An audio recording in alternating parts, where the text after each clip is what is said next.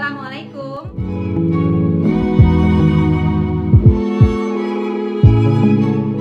Bisa dibilang kehidupan finansialku sekarang itu simple, no ribet-ribet klub ya, semuanya serba beres dan teratur. Tapi kalau dulu, waduh nggak kebayang deh. Makanya di video ini aku mau cerita gimana sih gaya hidup aku dulu dan apa alasannya aku mensimplifikasi keuanganku menjadi lebih minimalis.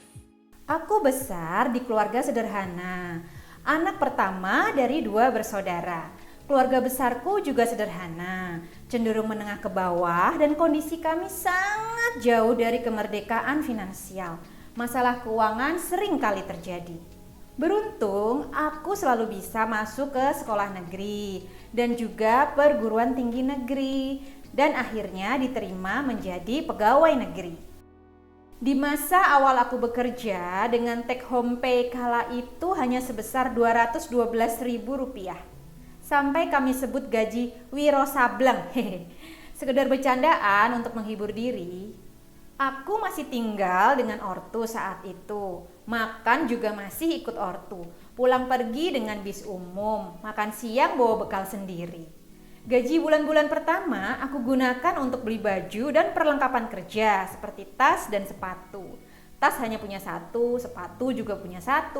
Pakaian kerja hanya ada 5 set, cukup untuk Senin sampai dengan Jumat. Dan akhirnya pelan-pelan aku bisa punya 10 set baju. Jadi dalam sebulan ada 2 baju nih yang sama. Biar gak kelihatan keseringan pakai yang sama terus. Dan aku bener-bener berhemat, gak beli apa-apa lagi. Karena memang gak ada uangnya. Gak ada pikiran untuk nabung karena ya ada aja yang kurang. Sehingga ketika gajiku udah lumayan, udah menikah dan sudah mapan, aku jadi seperti balas dendam. Ada nggak teman-teman yang seperti aku? Jadi kebiasaanku mulai berubah setelah itu. Aku suka banget nge-mall. Setiap pikiran kusut atau merasa bosen di kantor, aku jalan ke mall. Udara mall itu serasa seperti hawa pegunungan. Buatku saat itu sejuk, seger, kayaknya oksigennya banyak seperti terapi ozon. Jadi awet muda. Lama-kelamaan aku merasa, masa cuma window shopping sih? Akhirnya tiap ke mall harus ada yang dibeli, entah itu cuma pernak-pernik aksesoris atau makanan. Yang penting harus ada yang ditenteng pulang daripada kepikiran malam-malam ya kan. Setiap acara kumpul teman atau keluarga selalu di mall. Selesai acara nggak langsung pulang tapi cuci mata dulu. Akhirnya beli barang yang nggak kubutuhkan sama sekali, jadinya impulsif buying. Udah gitu di mall banyak promo, diskon, sale, cashback. Itu jadi nambahin alasan buat beli lebih banyak lagi. Jadinya aku sering beli barang dengan hanya mempertimbangkan kecantikan tampilannya, tanpa menimbang apakah barang itu awet, apakah kualitasnya bagus dan sesuai dengan harga. Akibatnya sering kali barang-barang itu mudah rusak padahal baru dipakai sebentar. Menyedihkan ya. Ditambah lagi aku tuh suka banget baca-baca majalah fashion. Untung waktu itu belum main Instagram. Sebenarnya sih bagus, banyak info penting dan membuka wawasan. Tapi karena sering banget amatin tren fashion, aku jadi pengen punya ini, punya itu. Belum lagi dalam pergaulan, aku pengen bikin teman-teman dan keluarga terkesan. Takut tersisih kalau tampilan gak up to date. Jadi aku berusaha untuk keep up with the trend. Akhirnya jadi punya banyak pakaian dan aksesoris untuk gonta-ganti dan show off. Padahal ya tren itu kan belum tentu cocok buat aku. Dan kalau trennya udah lewat, udah ganti yang baru, barang yang lama nggak bisa dipakai lagi. Terpaksa harus beli yang baru lagi. Gitu terus nggak ada habisnya. Dan karena tuntutan kerja yang sering kali harus nginep di hotel luar kota, aku jadi harus apply kartu kredit.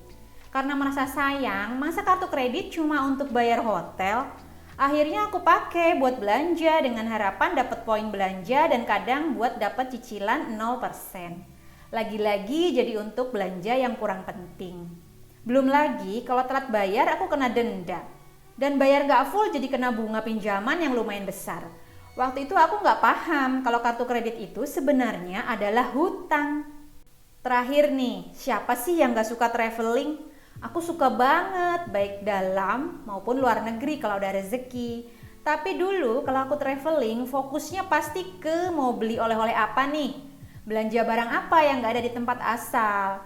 karena takut nyesel kalau nggak beli. Alhasil koper kadang sampai beranak dan sampai rumah setelah dilihat-lihat lagi, kalau untuk oleh-oleh sih cukup. Tapi kalau untuk diriku sendiri kok jadi banyak yang mubazir ya? Semua ceritaku tadi baru sebagian ya teman-teman. Masih banyak lagi cerita keruwetan gaya hidup dan keuanganku. Apa teman-teman punya pengalaman yang sama denganku? Please curhat di komen di bawah ya.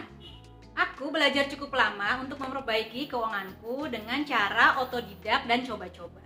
Karena waktu itu aku belum punya pengetahuan yang cukup mengenai perencanaan keuangan dan hidup minimalis.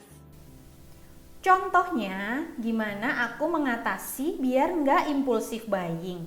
Setiap awal bulan, aku bikin list apa aja yang kubutuhkan bulan ini dan sampai beberapa bulan mendatang. Aku juga bikin list nih, setiap mau ke mall aku catat dulu apa aja yang mau kubeli dan ke toko mana aja. Jadi nggak asal mampir. Dan kalau ketemu barang yang menarik di luar list yang aku buat, aku pulang dan diendapkan dulu sekitar 2-3 hari sambil dipikir ada nggak manfaat yang banyak ke depannya kalau aku beli barang itu. Buat teman-teman semua, rencananya aku mau mengadakan webinar mengenai bagaimana cara mencapai kehidupan keuangan yang minimalis. Silakan daftar ke Instagram Lolita INC yang linknya ada di deskripsi ya.